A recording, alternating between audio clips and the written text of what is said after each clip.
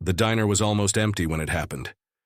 Rain tapped gently against the fogged-up windows, making the neon signs outside flicker like tired eyes. A jukebox hummed softly in the corner, its tune half lost in the sound of cutlery and conversation. At a corner booth, a woman sat with her hands folded tightly around a lukewarm cup of coffee. Her coat was worn. Her eyes were tired. In front of her sat a half-eaten plate of fries and a small burger, untouched for a long while. Across the room, a group of bikers walked in. Leather jackets soaked from the rain, boots thudding against the tiled floor. Their presence filled the small diner like a sudden gust of wind. They laughed loudly, ordered heartily, and drew curious glances. And then it happened. The woman softly called the waitress over and asked a question that made the nearby tables fall silent. "Can I take the leftovers for my son?" she whispered.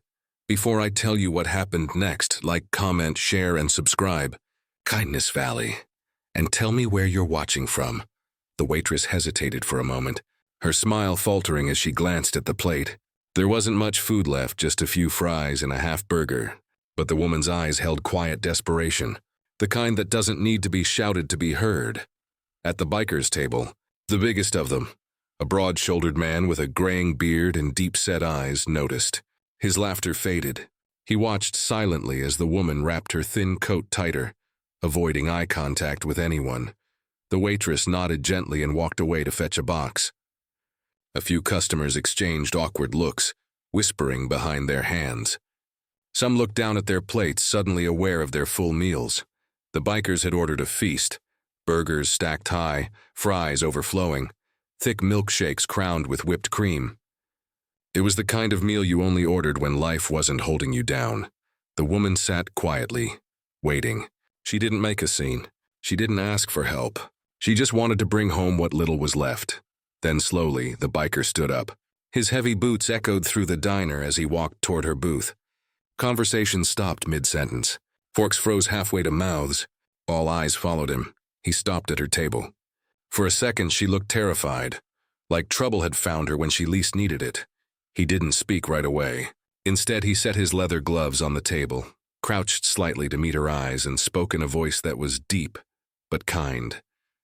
"Ma'am," he said, "if it's all right with you, my brothers and I ordered too much." She blinked, confused. He gestured toward his table.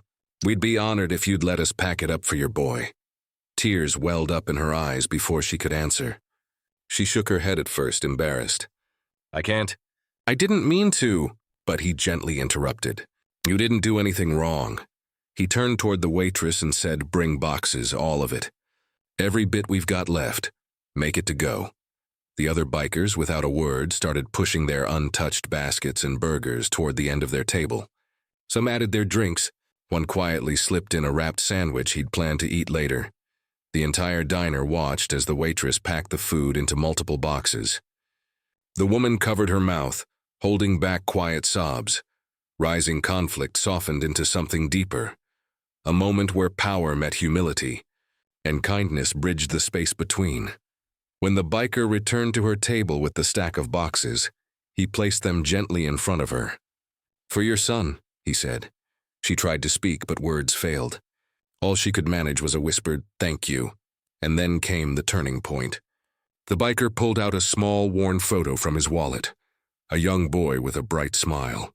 "He would have been about your boy's age," he said softly. "I know what it's like when you want to give them more than what's on the plate." The entire diner fell silent. Even the jukebox seemed to hush. No grand speeches. No announcements. Just quiet understanding between two souls who had both carried weight in different ways. The woman stood up, tears streaming down her face. She reached out and held his hand tightly. "You have no idea what this means," she whispered. He looked at her with steady eyes. "Maybe I do." The moral climax unfolded not through drama, but through stillness. A moment of shared humanity that filled the room more powerfully than any words could. As the woman left with the boxes pressed against her chest like treasure, something shifted in the diner. Strangers who had watched from the sidelines now sat silently, reflecting. One couple quietly paid for someone else's meal. A young man called his mother. A waitress wiped her eyes at the counter. The biker returned to his seat.